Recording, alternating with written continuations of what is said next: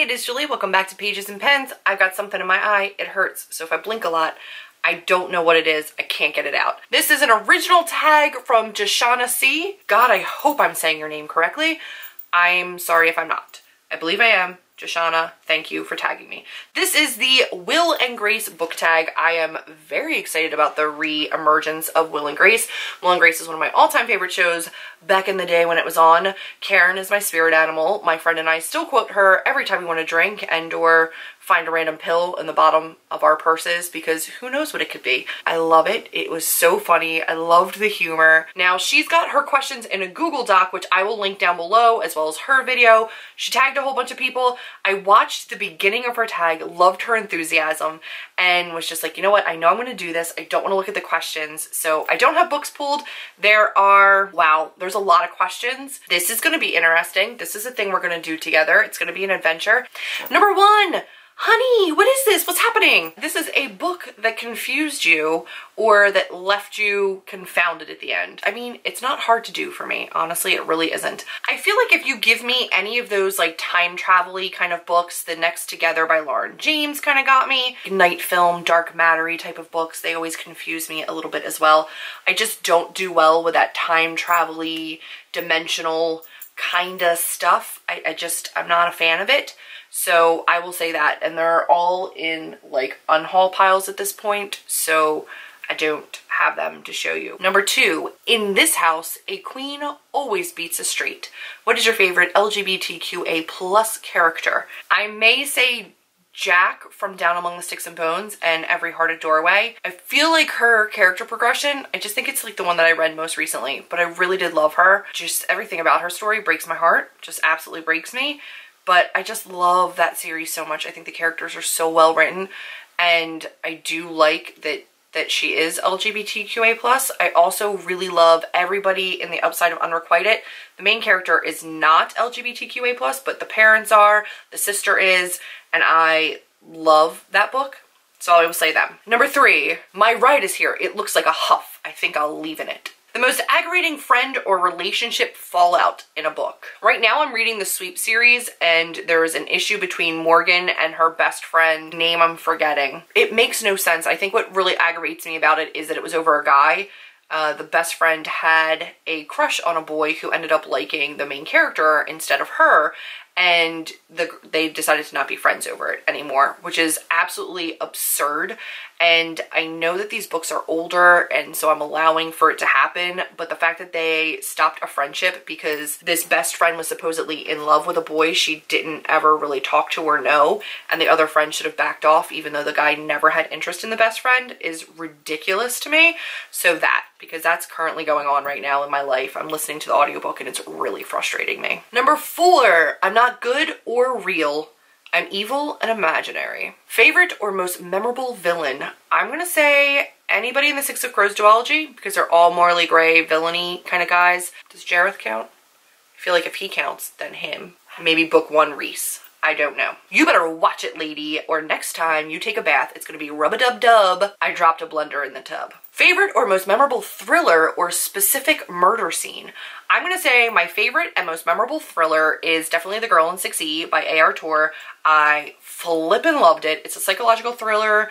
I can't get enough. I'm taking this off because it's making so much noise. It was a 5-star read for me. From a psychology standpoint, it was phenomenal. From a thriller standpoint, I really, really enjoyed it. I do have the other two books because a bookish friend sent them to me, and she's amazing. Thank you, Shannon. I don't read thrillers, and I could not get enough of it, so I will say that. Karen once told me that Christmas celebrates the birth of our Lord Cartier. Favorite Christmas or holiday book? I don't have any Christmas or holiday themed books. I got nothing. Oh, honey, I would, but I don't want to. A book that I just don't ever want to read, ever. Replica by Lauren Oliver, or The Diabolic by S.J. Kincaid, or what was that all the controversy about like the Black Witch or whatever? I'm not reading that either. And then number 8, Grace, go to bed. You've obviously had a very busy day of crazy. Name the craziest character or book. Does the Mad Hatter count, or just like Alice's Adventures in Wonderland in general? I don't think it made any sense. They legitimately made no sense. I hated it. Maybe Joe from You by Carolyn Kepnes. I did with Cray. 9, Heard that. I am metaphorically curled up in the fetal position and you continue to kick me about the ears, nose, and throat. Name a book that kept hurting you. Anything by Adam Silvera or Jeff Zentner's Goodbye Days.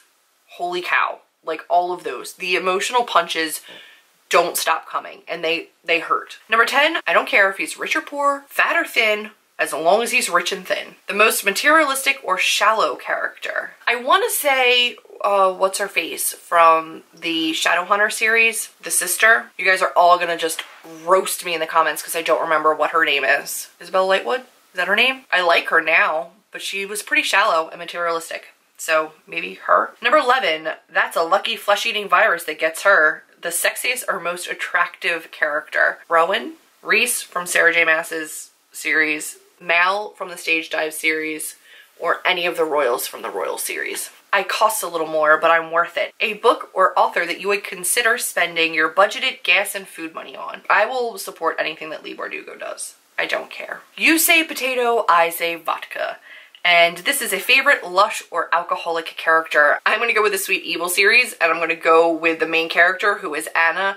And all of the characters in this have parents that are demons that represent vices. So the love interest in this, Caden, his dad is the demon of sin, of like lust. Anna's father is the demon that is in control of addiction, drinking, drugs, anything like that, partying, getting out of control. And Anna, I really, really love, but like, girl needs to watch herself because she'll pound them. Like, she gets intense. She fights it. There's like a part of her, if you've read this series, you know, that like tries to avoid it. But when girl wants to get crazy, she gets crazy. So I'll say her. He's a smarty pants, Will. He uses big words like particularly and delicatessen. And for this one, it's going to be a book that comes off as pretentious or condescending to me. I don't know that I read a lot that's pretentious or condescending. That would really, really annoy me, and I don't think I would be able to continue reading it. Can I say Uproot It by Naomi Novik?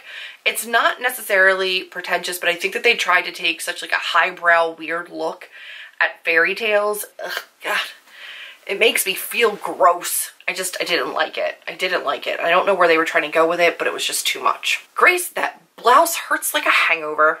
The worst book hangover. I will say that So Manchinani's The School for Good and Evil series put me into a book hangover, like a real weird funk. Not because I didn't love the books, but there was just something about them. They took forever for me to read, and then I just couldn't read after that. Like, I didn't know what felt off, but something felt really weird. Emotionally, the worst book hangover in terms of just being like emotionally drained, couldn't handle life, was One Day by David Nichols. Then, have you lost your mind as well as your looks? I ain't babysitting. Worst kids in a book. You tell me. Do you know that I've read a book with really horrible kids in it? I don't think I've read a book with really horrible kids in it. Horrible parents, not horrible kids. I don't know. I got nothing. 17. The only other person I've apologized to is my mother, and that was court ordered. Worst mom-daughter or parent-child relationship in a book. This I can answer. I am loathing the parental figures right now in All the Ugly and Wonderful Things. Also, the parents in Down Among the Sticks and Bones. Absolutely horrific. I hate them. They're so horrible. So I will say them. They're real bad. Just trust me, like, they're bad. And then the last one is Honey, I don't produce theater, I am theater. The most vivacious or theatrical character. I think one of the most theatrical characters, and I'm going to say this like all the time, but honestly, it has to be Kaz Brekker from the Six of Crows duology. He legitimately, everything is a show to him. He's like on stage all the time, but he's always on. Like, there's always a plan. Nothing's done without reason. It's all very staged. And it almost seems like he's playing a part. And a lot of the times he is actually playing a part in all of these different roles that he does. So I know I keep talking about that one, but it's because it's applicable. Like, it really, really is. That's everything. That's all of the questions. I will tag people for this because it's a brand new tag, so not a lot of people have done it yet. I don't know if you've seen Will and Grace, but even if you haven't, these quotes still are applicable to books. You can still figure them out. I'm not going to go off the top of my head because I want to think about it a little bit. So in editing, I will just put everybody down in the description box that I tag. So check down there and see if you're tagged. I think it's a fun one. I'm really excited for the revamp and to see how this show goes. Thank you again to Deshauna for tagging me. I appreciate it so, so much. Her channel will be linked down below, as well as the Google Doc for all of these questions. I hope you guys will join me in doing it. Head over there and give her some love. And for now, that's everything. If you like this video, give me a big old thumbs up, click subscribe, and I will see all of you in my next video. Bye guys.